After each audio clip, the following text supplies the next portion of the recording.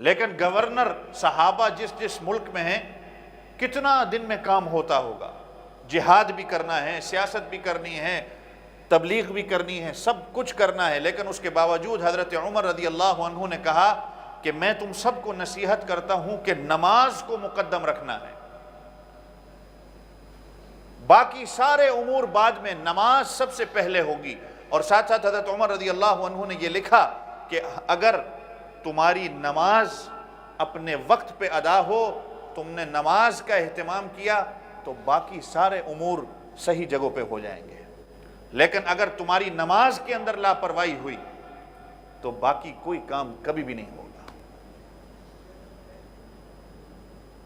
بعض بزرگان دین لکھتے ہیں کہ جو بندہ نماز کا اہتمام نہیں کرتا، جس بندے کی نماز کا اہتمام نہیں ہے، اس کے اوپر کبھی بھروسہ نہیں کرو۔ فقہا اور بزرگان دین کا قول ہے، اس کے اوپر بھروسہ نہیں کیا جا سکتا، اس لیے کہ جس بندے کا اللہ کے ساتھ تعلق ہی نہ ہو، جو اللہ کا حق ہے اگر وہ اس میں ٹال مٹول کر رہا ہو تو وہ بندے کے حق کو کیسے پورا کرے گا؟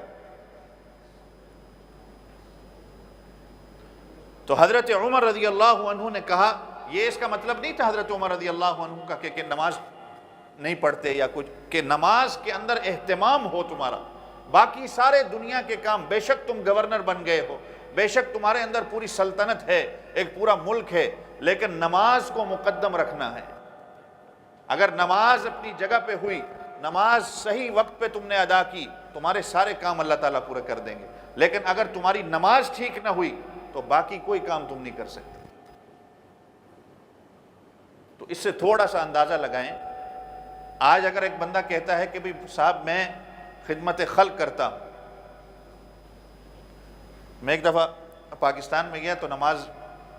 کسی وجہ سے ہمارا وہ ہاسپٹل میں جانا ہوا، تو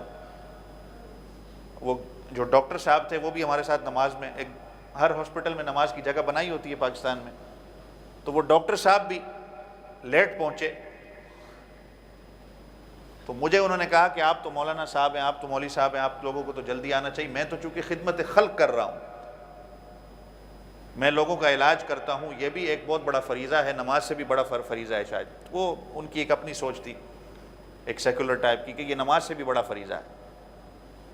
خدمت خلق کرنا بھی، تو اس کی وجہ سے اگر میں نماز میں دیری بھی کروں یا قضا بھی کر لوں تو میرے لیے گنجائش بنتی ہے۔ لوگوں کی سوچیں ہیں آج کل، ہر بندہ چونکہ ذہنی طور پہ مفتی بھی ہوتا ہے، ڈاکٹر بھی ہوتا ہے، سب کچھ ہوتا ہے، تو خیر میں نے اس کو جو سمجھایا، وہ سمجھانا وہ ایک الگ چیز تھی۔ بہرحال بات میں یہ کرنا چاہتا ہوں کہ یہ اس طرح نہیں ہے، نماز مقدم ہے، نماز پہلے ہے۔ کیا صحابہ سے بڑا بھی کوئی جہاد کرنے والا تھا؟ کیا صحابہ سے بڑا بھی کوئی سیاست کرنے والا تھا؟ کیا صحابہ سے بڑا بھی کوئی دین کی تبلیغ کرنے والا تھا؟ آج دین کی تبلیغ کے اندر یا خدمت خلق کے اندر یا جہاد کے اندر کہہ لو، کوئی بندہ نماز کو اپنی ضائع کرے، یا نماز کے اندر وہ جو وقت پہ ادا کرنا کمی کوتاہی کرے اور بعد میں کہے کہ میں چونکہ خدمت خلق کر رہا ہوں، یا میں جہاد کر رہا ہوں، یا میں تبلیغ کر رہا ہوں، یا میں سیاست کر رہا ہوں، اس لیے میرے لیے چھوٹ بنتی ہے۔ تو حضرت عمر سے بڑا کون مجاہد تھا؟ حضرت عمر سے بڑا کون سیاست کرنے والا تھا؟ حضرت عمر رضی اللہ عنہ سے بڑا دین کی تبلیغ کرنے والا کون تھا کہ 15 ملکوں تک اسلام پھیلا؟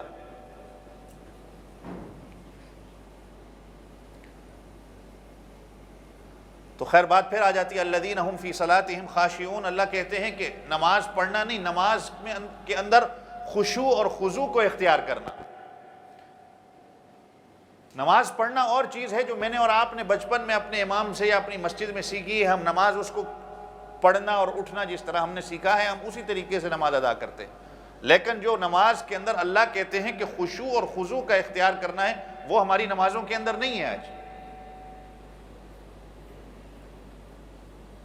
کہ جب میں کہہ رہا تھا کہ نماز جب ہم شروع کرتے ہیں، ہماری نمازوں کے اندر آج کل کیوں خیالات آتے ہیں، اس کی وجہ یہ ہے کہ ہماری نمازوں سے پہلے جو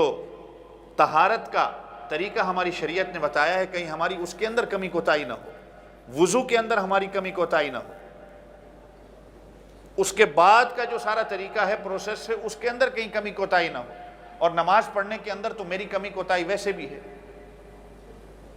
تو پھر نماز کے اندر خیالات بھی آئیں گے، نماز کے اندر اہتمام بھی نہیں ہوگا، نماز ہماری اوپر نیچے ہونا، صرف انگلش میں جس کو کہا جاتا ہے کہ اپ اینڈ ڈاؤن اینڈ کس دا گراؤنڈ، یہ ہوگی ہماری نماز۔